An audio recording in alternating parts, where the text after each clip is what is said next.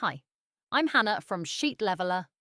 In this video, I'll show you how to swap the X and Y axes in a scatter chart in Excel. Step 1. Prepare your data. I have a dataset with top temperature and ice cream sales. By default, Excel places the first column selected on the horizontal axis and the second column on the vertical axis.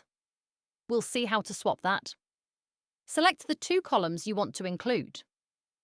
Use Ctrl plus Shift plus down arrow to select all rows. Press Ctrl plus backspace to return to the top. Step 2. Insert a scatter chart.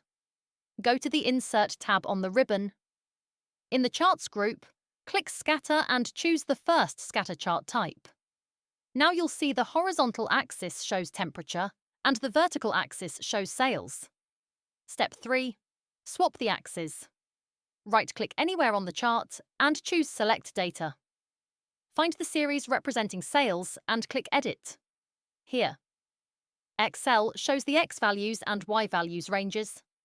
X values equals column B, Y values equals column C, we want to swap them. You can do this by manually selecting the ranges. Delete the current X values.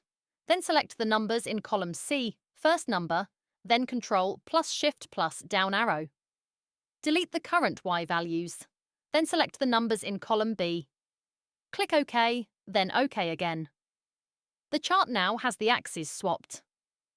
Ice cream sales is on the horizontal axis, and temperature is on the vertical axis. And that's it. A simple way to swap X and Y axes in an Excel scatter chart. I'm Hannah from Sheet Leveler. If you found this useful, please give it a thumbs up, subscribe, and I'll see you in the next video.